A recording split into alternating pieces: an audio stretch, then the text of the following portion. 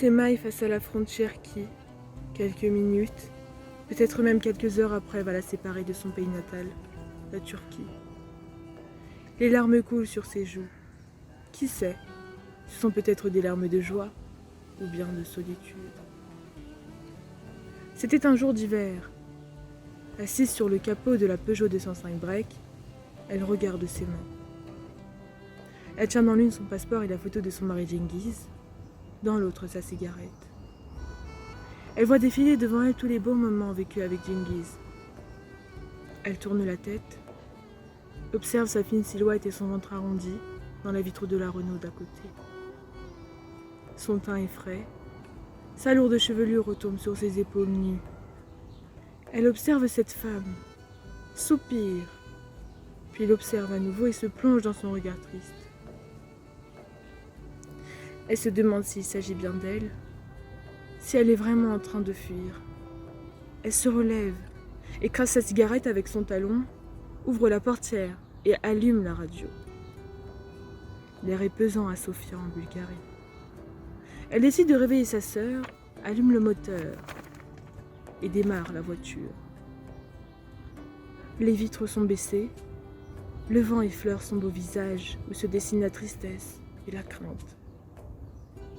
Ses larmes sèchent, son regard brille comme le soleil.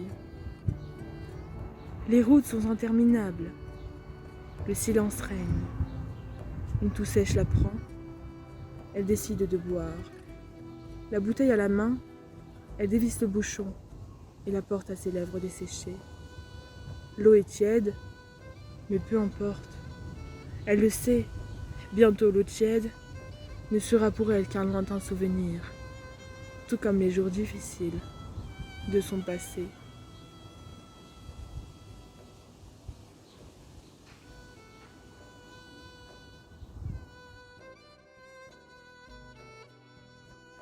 Sema est partie d'Eskişehir au début des années 80. Elle a traversé la Serbie, la Hongrie, l'Autriche, l'Allemagne, la Slovénie et la France. Elle a parcouru 3030 km. Avant d'avoir ses papiers français, Sema a dû travailler dans une usine de papeterie. Lorsqu'elle les a obtenus, Sema a fait des études supérieures et elle est devenue infirmière. En migrant au début des années 80, après le coup d'État militaire, Sema, comme d'autres, ouvrait à de nouvelles possibilités, aspirant à une vie plus moderne. En 1982, 25,7%, soit 13 070 immigrés turcs en France sont des femmes. Dans le scénario migratoire classique, l'homme émigre en premier. Il est extrêmement rare qu'une femme émigre seule, souvent persuadée par leur mari, leur père ou leur frère de quitter la Turquie pour trouver un travail en Europe. Ces femmes permettent la venue des hommes grâce au regroupement familial. La situation politique a facilité la prise de conscience d'un mouvement féministe, groupe de femmes issues des milieux intellectuels de gauche. Elles ont dénoncé l'oppression des femmes, dans les faits, en contradiction avec le discours de l'égalité juridique qu'on entendait depuis un demi-siècle. Face aux inégalités, les femmes turques ont depuis longtemps choisi de jouer la carte de la solidarité.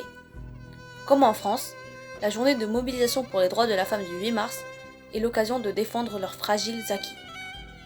Volontaire pour l'organisation de cette marche à Istanbul, Céline Top affirme « Ensemble, nous allons montrer notre joie, notre envie de liberté. Et un jour, nous ferons tomber le patriarcat. » Les heures les plus sombres de la nuit sont aussi les plus proches du lever du soleil.